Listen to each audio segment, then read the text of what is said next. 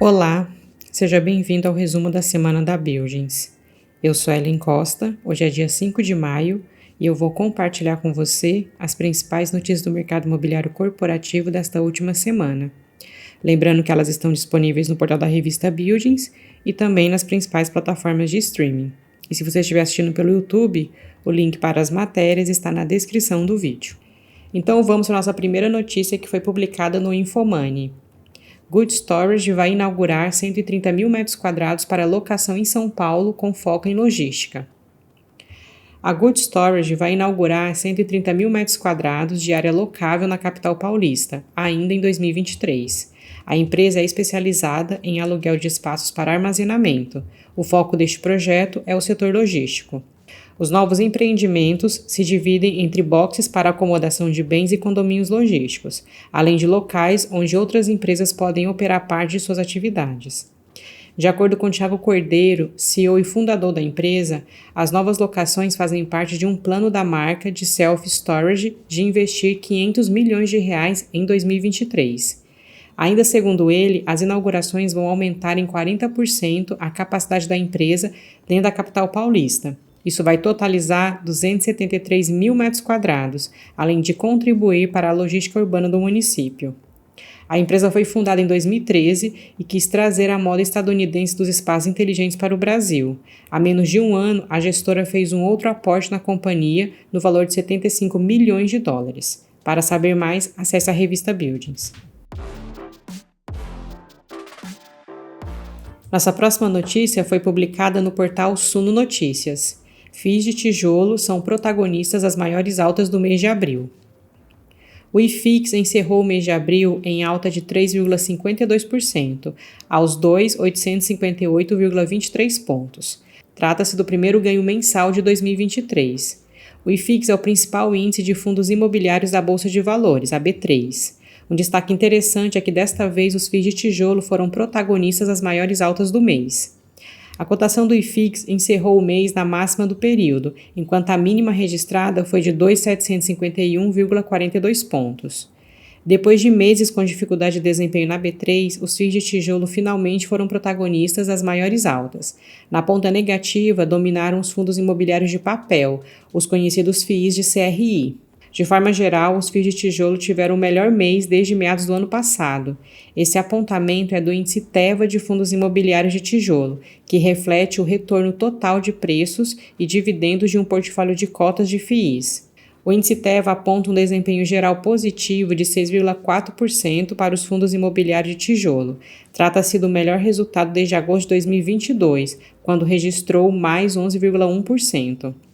Assim, as 5 maiores altas entre os fundos imobiliários do IFIX em abril foram o fundo VIUR11, com 22%, o GGRC11, com 15,13%, o HGRE11, com 14,16%, o RBRP11, com 13,28% e o HSLG11, com 11,91%. Para saber mais, acesse a revista Buildings.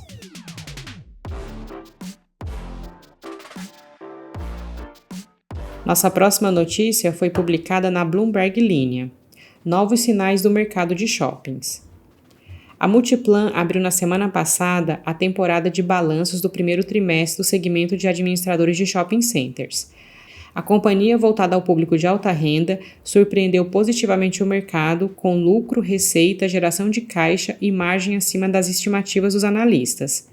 O portfólio da Multiplan é composto por 20 shoppings em operação, e um deles chamou a atenção pelo ritmo de crescimento, o Shopping Vila Olímpia, inaugurado em novembro de 2009 na zona sul da capital paulista.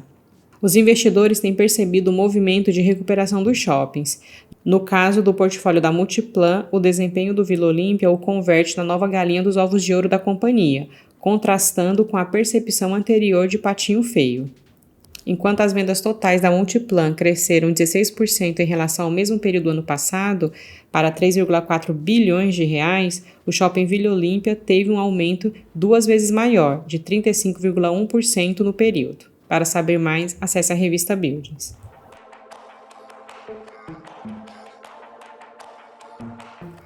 Nossa próxima notícia foi publicada na Exame.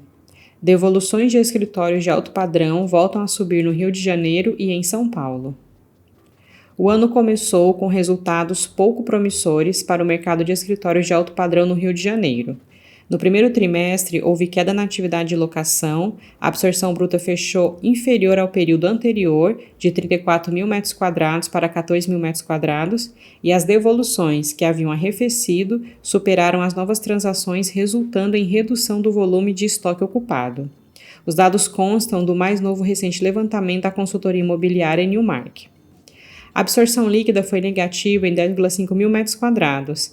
Assim, a taxa de vacância, que estava em tímida queda desde meados de 2021, voltou a aumentar, fechando em 34,11%, versus 33,66% no trimestre anterior.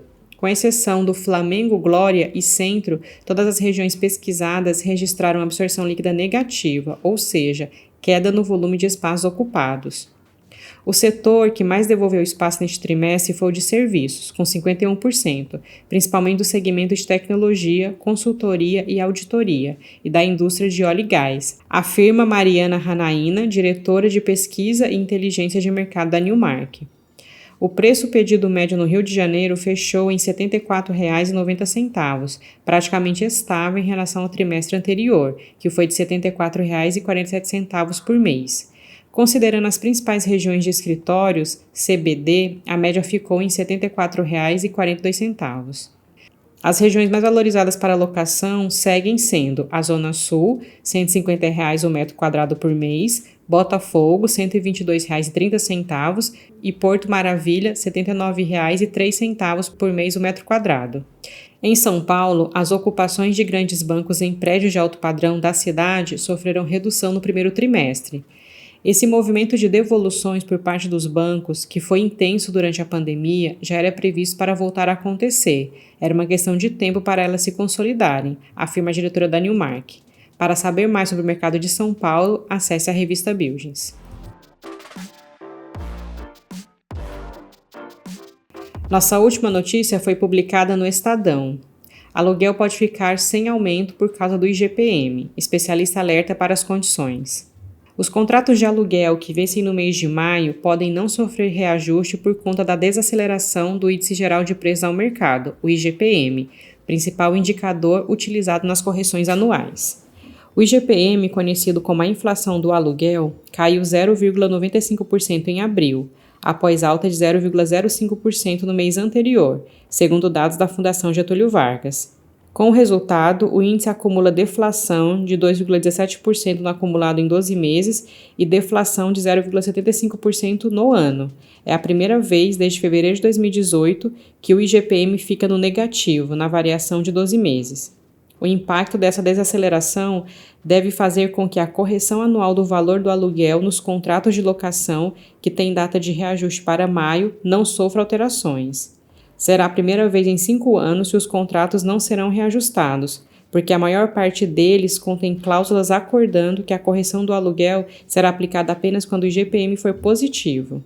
Há diversas interpretações sobre reajustar tais valores, mesmo quando o índice for negativo. A legislação vigente proíbe apenas a variação do aluguel à oscilação de moeda estrangeira ou do salário mínimo. Advogado e membro do Conselho Jurídico do Secov avalia como é perigoso e errado prever somente a variação positiva do índice a ser aplicado no cálculo do reajuste do aluguel. Trata-se de conservar o contrato preservando-se o seu âmago, o equilíbrio da relação entre os celebrantes, disse ele. O índice se tornou referência para a correção contratual por ser o primeiro a ser divulgado ainda dentro do mês de referência. Ele busca aferir a variação de preços de matérias-primas utilizadas na construção civil, indústria e agropecuária, como preços de bens e serviços no varejo e em setores como alimentação e saúde. Para saber mais, acesse a revista Buildings. E antes de finalizar, te convido para conferir os artigos e outros conteúdos e notícias disponíveis no portal da revista Buildings e também no nosso canal no YouTube. Então, por hoje é só, vou me despedindo por aqui, espero que você tenha gostado do nosso resumo. Sou Ellen Costa e nós voltamos a nos falar então na próxima sexta-feira. Um abraço e até lá!